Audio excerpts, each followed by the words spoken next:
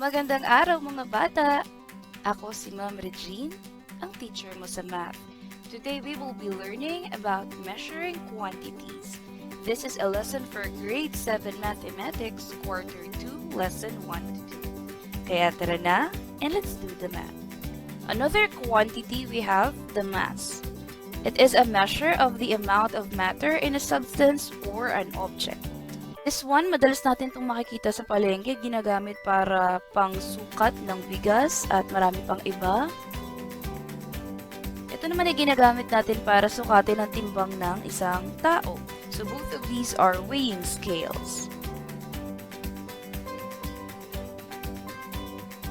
Ito ang ating units of measure for mass.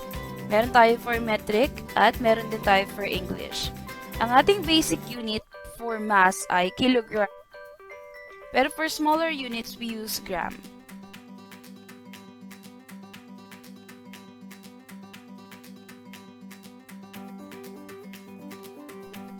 Sa part 1 ng ating discussion under measuring quantities, we have understood what the different quantities are and also the different units of measure being used under metric and English system. It's now time for us to convert those units. We'll be converting them from one unit to another. Kung tayo ay mag-convert ng units, meron tayong tatlo. It's either from metric system, i-convert natin yung 1 unit na nasa metric system papunta sa isa pang unit na metric din. That's metric to metric conversion. Or pwede rin naman na yung isang unit under English system ay i-convert natin sa isa pang unit under English. That's English to English conversion. May mga cases naman na pwede tayong mag-convert from metric system to English system or vice versa. Ibig sabihin from English to metric.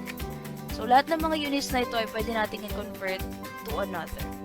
Conversion of English to English system of measurement. Word problem. Convert 112 ounces to pounds. Ito yung gagamitin nating conversion factor.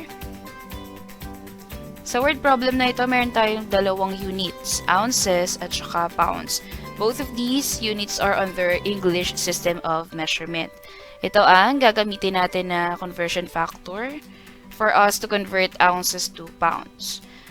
Itong OZ ang shortcut ng ounces at LB naman para sa pounds. Ilagay ang given 112 ounces multiplied to the conversion factor.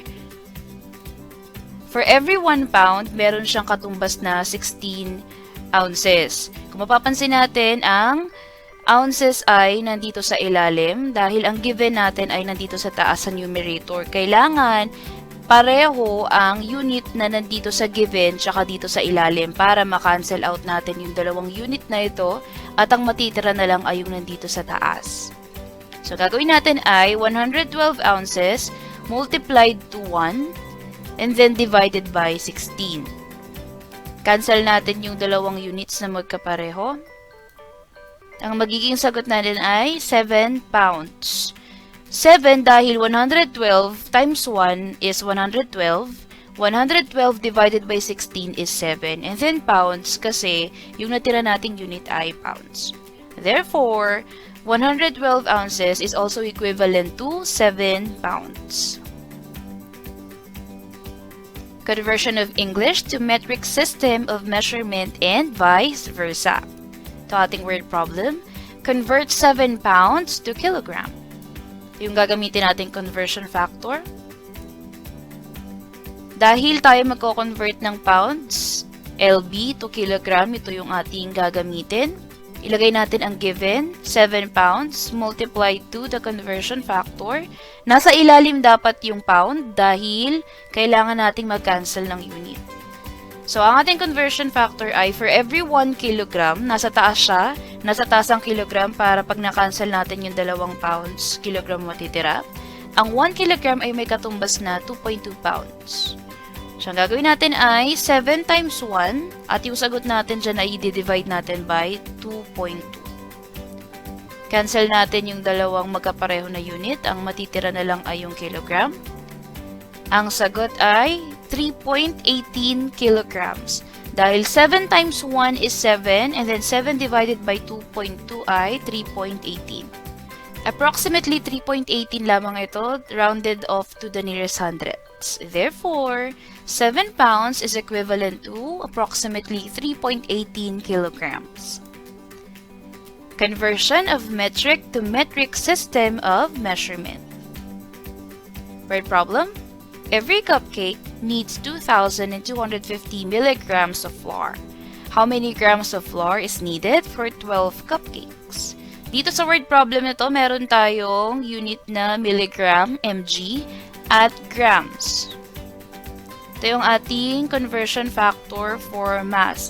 Ito ay katulad din ng conversion factor natin for length na meter. So, instead of meter, grams ang ginamit natin. Katulad din ng sa volume na liter.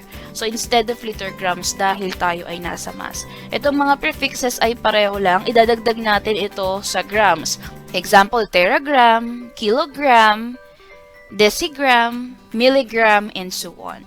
Itong mga decagram hanggang teragram, ito ay mga unit na bigger than grams. Kaya, say for example, for every 1 decagram, meron siyang katumbas na 10 grams. For every 1 kilogram, meron siyang katumbas na 1,000 grams. Whereas, ito namang mga units from decigram up until nanogram ay mga units na mas maliit kaysa sa gram. Kaya, ang kanyang conversion factor ay for every 1 gram, meron siyang katumbas na 10 decigram.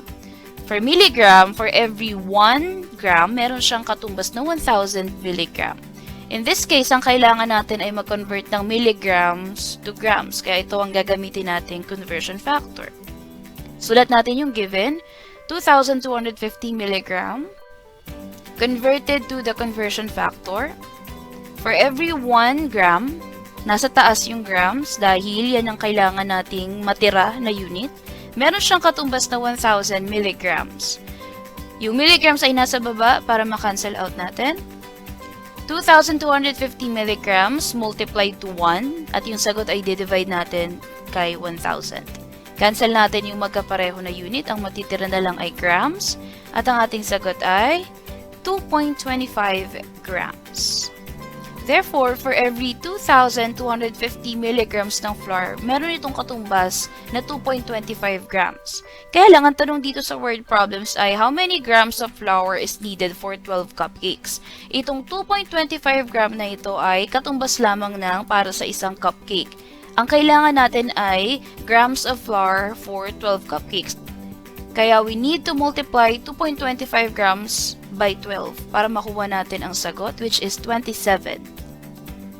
Therefore, 27 grams of flour is needed for 12 cupcakes. Since this is under metric system, we have another way of converting one unit to another. This is only applicable for metric system, hindi siya applicable for English system because metric system follows the rule of tenths. Ang i-convert natin ay milligram to grams. And milligram ay smaller unit at bigger unit naman yung grams. So for us to convert a smaller unit to a bigger unit, we need to divide by tenths. Ang layo ni milligram kay grams ay 3 beses. 1, 2, 3. Therefore, 3 beses natin i-divide sa 10 yung given natin na milligram. So, ang ating given, 2,250 milligram, divided by 10 ng 3 beses dahil ito yung layo ni milligram kay grams. You can use a calculator or you can compute manually or ang ating technique dito, since power of tens ito, we'll just have to move the decimal point. Lagay natin yung ating given, 2,250. Maglagay ng decimal point sa dulo after ng 0. And we need to move the decimal point 3 places from right to left. 3 places dahil 3 yung 0 na nakikita natin siya. 1, 2, 3. 10 times 10 times 10 is equal to 1,000. So, pwede rin itong 2,250 divided by 1,000. Kesa naman mano-mano na mag-divide by 10. So, move natin yung decimal point ng 1, 2, 3 places. After mong mag-move ng 3 places, i-move mo yung decimal point at iyan na ang iyong sagot. Cancel out ang unit natin for milligram dahil ang bago na nating unit na gagamitin ay grams. So your answer is 2.25 grams. Pareho lang doon sa nakuha natin kanina. This is just a much easier method. Itong 2.25 grams na ito, tulad ng ginawa natin kanina, is only equivalent to 1 cupcake. So you need to multiply it by 12 to get the answer for this word problem. And that's it for our video for today, mga bata. Please subscribe to my YouTube channel, Ang Teacher Mo sa Math, for more grade 7 mathematics content. And please also keep on liking and sharing our videos para mas marami pa akong mga grade 7 na bata na tulad mo ang maabot at maturuan, dahil ako si Ma'am Regine, ang teacher mo sa math.